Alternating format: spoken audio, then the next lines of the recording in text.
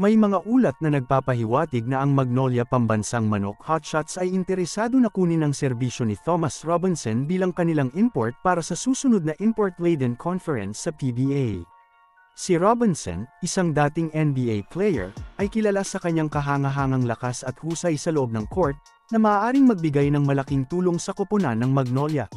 Si Thomas Robinson ay may malawak na karanasan sa paglalaro sa NBA at iba pang professional league sa buong mundo. Kilala siya sa kanyang physicality at rebounding skills, na siguradong makakapagbigay ng dagdag na defensive at offensive presence para sa Magnolia. Ang kanyang ability na magdomina sa ilalim ng basket ay isang asset na siguradong makakatulong sa kampanya ng hotshot sa susunod na season. Ang pagkakaroon ni Robinson sa lineup ng Magnolia ay magbibigay ng malaking boost sa kanilang frontcourt. Kasama ang mga local stars ng koponan, ang kanyang versatility at scoring ability ay magdadagdag ng bagong dimensyon sa kanilang laro. Ang kombinasyon ng kanyang international experience at natural talent ay makakapagbigay ng mas competitive edge para sa Magnolia sa PBA. Bukod sa kanyang physical attributes, si Robinson ay kilala rin sa kanyang leadership on and off the court. Ang kanyang professionalism at work ethic ay maaaring mag-inspire sa kanyang mga kakampi at magtulak sa kanila na mag-perform ng mas mataas sa kanilang kakayahan. Ang kanyang presence sa team ay maaaring magbigay ng karagdagang confidence at motivation para sa buong koponan.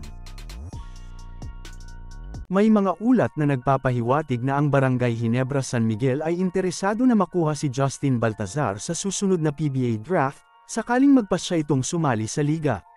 Si Baltazar, isang standout player mula sa De La Salle University, ay kilala sa kanyang kahusayan sa larangan ng basketball, partikular na sa kanyang scoring at rebounding abilities.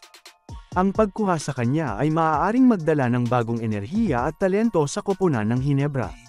Si Justin Baltazar ay isang versatile big man na may kakayahang maglaro sa iba't ibang posisyon sa frontcourt. Kilala siya sa kanyang shooting touch, lalo na sa mid-range at three-point area, na nagbibigay ng spacing sa opensa ng kanyang koponan. Bukod dito, ang kanyang defensive prowess at rebounding skills ay magdadagdag ng stability sa defensive schemes ng Ginebra, na kilala sa kanilang matibay na depensa.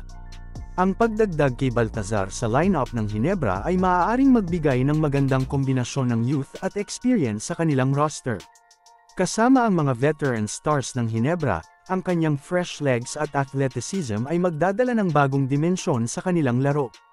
Ang kanyang ability na maglaro both inside and outside ay makakapagbigay ng flexibility sa opensa ng koponan, na magbibigay ng mas maraming options para sa kanilang plays. Si Coach Tim Cone ay kilala sa kanyang kakayahang mag-develop ng mga young talents at mag-integrate ng mga ito sa kanyang sistema. Sa ilalim ng kanyang pamumuno, si Justin Baltazar ay maaaring mag-flourish at ma-maximize ang kanyang potential. Ang kanyang pagdating ay maaaring magsilbing inspirasyon din sa ibang mga young players ng koponan, na makikinabang sa mentorship ni Cone at sa experience ng kanilang mga veteran teammates. At dyan na nagtatapos ang ating mga usapang basketball para sa araw na ito. Kaya naman siguraduhin na nakalike na ikaw at nakasubscribe at mag-hit na rin ng bell button, para updated kayo palagi sa ating mga usapang basketball. Maraming salamat po.